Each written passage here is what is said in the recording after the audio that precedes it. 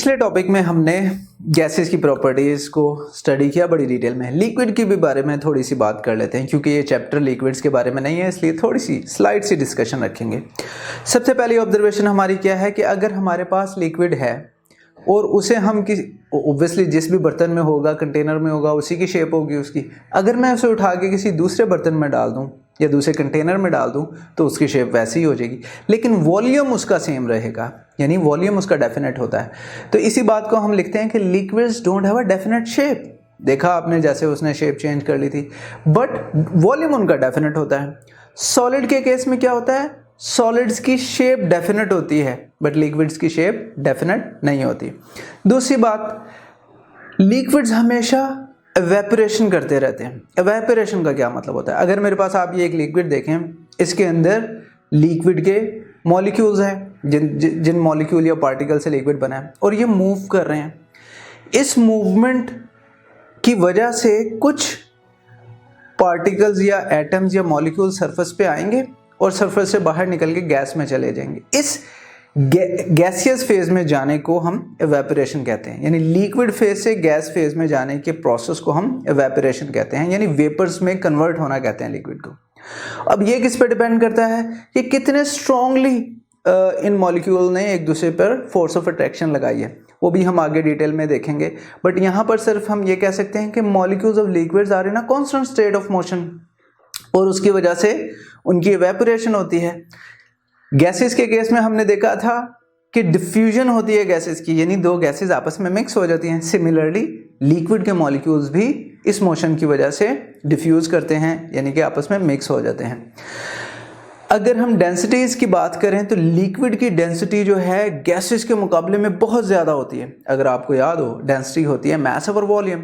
Volume का मतलब है जगह घेरना। लिक्विड्स बहुत कम जगह घेरते हैं कंपेयर टू गैसेस, इस वजह से उनकी डेंसिटी बहुत ज़्यादा होती है गैसेस के मुकाबले में, बल्कि तकरीबन सॉलिड्स के करीब होती है।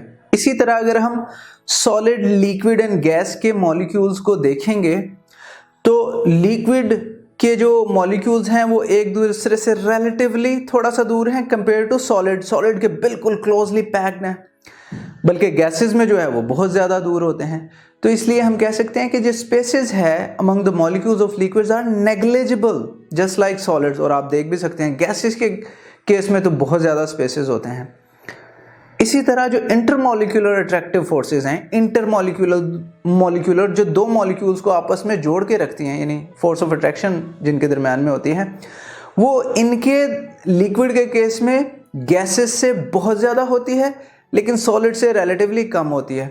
Again melting and boiling point जो है लिक्विड्स का वो गैसेस के मुकाबले में बहुत ज़्यादा होता है और वो डिपेंड भी इसी इंटरमॉलिक्यूलर फोर्स पे करता है। इसकी पूरी डिटेल जो है वो हम चैप्टर नंबर 4 एंड 5 में पढ़ेंगे, इंटरमॉलिक्यूलर फोर्सेस के बारे में।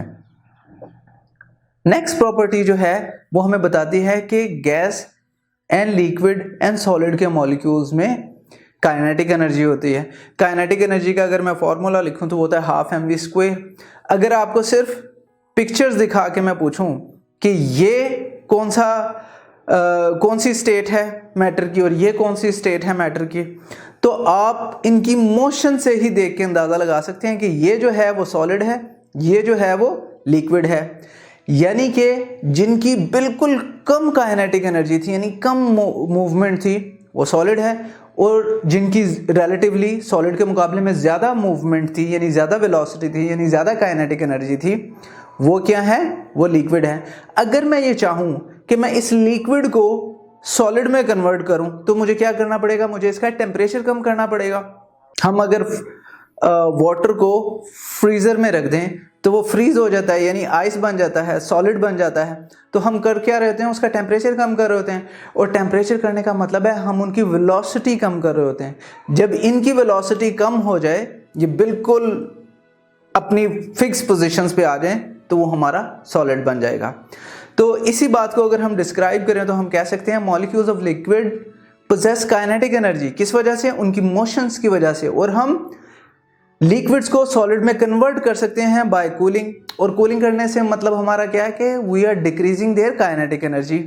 नेचुरली जब लिक्विड के मॉलिक्यूल्स रैंडमली मूव कर रहे होंगे, मोशन कर रहे होंगे, तो वो आपस में कोलाइड करेंगे, यानी आपस में टकराएंगे, जिसकी वजह से उनकी एनर्जी ट्रांसफ़र होगी।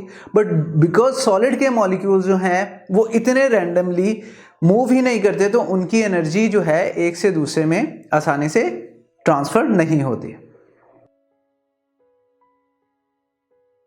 अगर ये लेक्चर आप कंप्लीटली देखना चाहते हैं और इसके साथ साथ बेशुमार MCQs, उनके आंसर्स और एक्सप्लेनेशंस भी हासिल करना चाहते हैं, एंड दैट ऑल फ्री, तो अभी गूगल प्ले स्टोर पे जाइए एंड लिखिए हिप्पो ई लर्निंग प्रोग्राम।